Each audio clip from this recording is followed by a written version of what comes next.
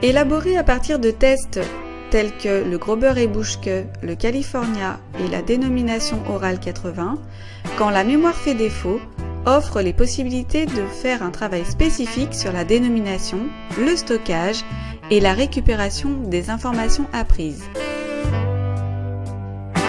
Ce matériel concerne donc particulièrement la rééducation et ou le maintien des fonctions mnésiques.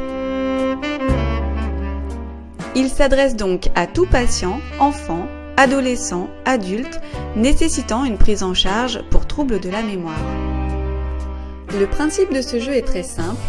Il consiste en l'apprentissage de listes qui portent sur les différentes pièces d'une maison et sur les courses dans un hypermarché.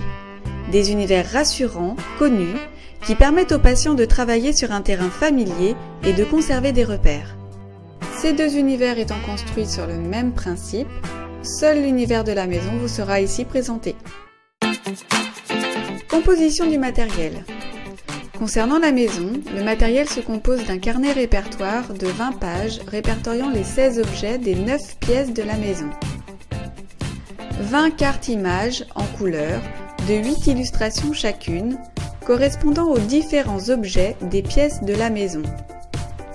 La cuisine, le salon-salle à manger, la chambre à coucher, la salle de jeu, le bureau, la salle de bain, la lingerie, l'atelier et l'abri de jardin.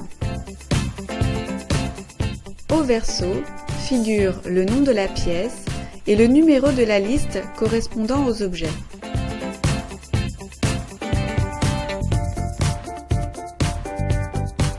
« 36 cartes listes de 8 objets à mémoriser. Au verso, un tableau récapitule les noms des pièces où se trouvent les différents objets.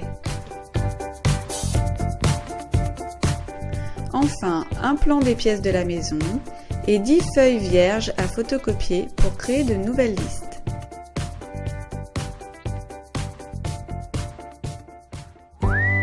Principe d'utilisation.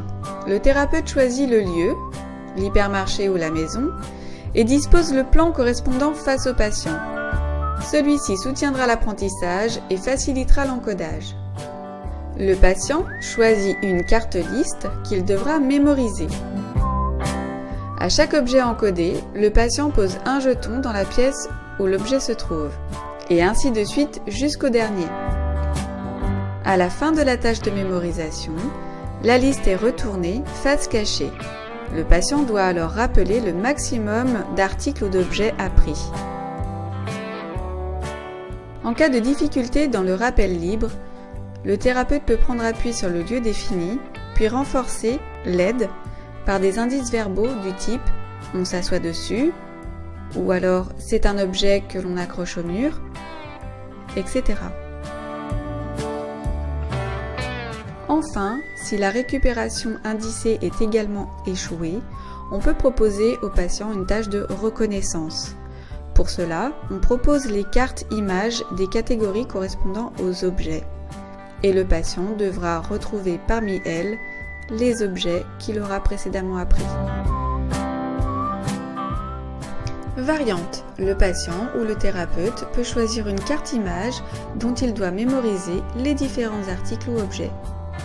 Enfin, grâce aux listes vierges, le patient pourra créer des listes personnelles qu'il pourra emmener avec lui lorsqu'il fera ses propres courses par exemple.